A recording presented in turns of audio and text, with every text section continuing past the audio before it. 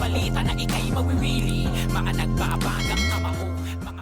So mga par, matapos nga po inaprubahan ng World Boxing Council o WBC ang request ng kampo ni Manny Pacquiao para mapalaban sa kanilang titulo sa welterweight division na ngayon mga idol, hawak ng batang Mexican-American fighter na si Mario Barrios. Walang tutol ang WBC na i-challenge ni Pacman si Barrios sa kabila ng edad nito na 45 anyos dahil malaki daw ang tiwala ng WBC na kahit sino man daw makalaban ni Pacquiao. Palagi ito nakakapagbigay ng magandang laban. Kaya dahil dito mga idol, marami sa mga boxing fans ang nagsasabi na malaking pagkakamali daw ang ginawa ng British prospect na si Conor Benn na baliwalain lang ang pinag-usapan nila na bakbakan ni Pacman nung nagpang-abot sila sa Saudi. May mga multiple sources nga po mga idol na nagbalita na kaya daw hindi tinuloy ni Conor Benn ang laban kay Pacquiao dahil bukod daw sa may edad na ito mga idol, wala pa itong hawak na world title sa kanilang division. Ang main goal kasi mga idol ni Conor Benn ang mapalaban kaagad sa world title fight dahil ito ang kanyang paraan para maging aktibo sa boxing sports. Kapag meron na itong titulo na hawak, wala kasi masyado may pumapansin kay Conor Benn na mga kilalang pangalan sa 147 pounds. Simula nang nagka-issue ito sa bawal na gamot, kaya ang pagiging kampiyon lang mga idol ang paraan nito para habulin siya ng mga kapwa nito kampiyon at top contender. Pero nakarma nga po si Conor Benn mga idol dahil sa desisyon nito na iwasan si Pacquiao sa rason na wala naman daw siya mapapala dito dahil hindi naman daw ito isang champion. Pero tila maunahan pa siya ni Boss Manny na mapalaban sa isang world title fight. Malamang nagsisisi talaga si Conor Benn sa kanyang maling desisyon at aasahan natin mga idol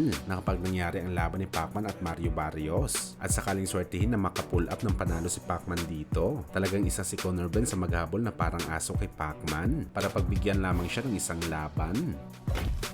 Sa kabilang banda naman mga idol, sa latest nga po na panayam ng 3 Division World Champion at current WBC Bantamweight Champion Junto Nakatani, natanong po siya mga idol kung ano ba daw ang gagawin nito para mas lalo makilala pa sa mundo ng boxing sports bilang isa sa mga mahusay na pound for pound boxer, kung saan dito nga po sinabi ni Nakatani mga idol na niya gusto niya daw talaga mapalaban sa bansang US hanggat maaari at magpakita ng impresibong performance sa bakbakan. Ito lang daw talaga nakikita niya na paraan mga idol para mas lalo pa ito makilala sa sports ng suntukan. Hindi naman daw sa hindi niya gusto lumaban sa kanyang bansa sa Japan, pero mas prepared daw lumaban ni Nakatani sa Amerika mga idol dahil dito daw ang sentro ng world class boxing. Dito daw mapapatunayan mga idol ang husay mo bilang isang mabagsik na boksingero sa buong mundo. Well, dahil nga sa mga sinabi na to ni Nakatani mga idol, para sa atin, real talk niya ito mga idol sa kinikilala ng Japanese monster Naoya Inoue na talagang salungat ang kanilang gustong mangyari. Dahil si Inoue priority talaga nito lumaban sa Japan, kung saan mga idol ito rin ang rason bakit nababati ko si Inoue dahil para sa mga ilang boxing fans, nagmumukhang halimaw lang daw si Inoue sa bakbakan dahil mismong sa lugar siya nito nakikipaglaban at ayaw lumaban sa ibang bansa kung saan pinamumugaran ng malalakas na boxer kagaya na lang ng US. Kaya dahil dito mga idol, mas kinabiliban pa ngayon si Junto Nakatani dahil hindi siya gumagaya kay Inoue at naghanap talaga siya ng kanyang sariling paraan para sumikat palalo sa boxing sports.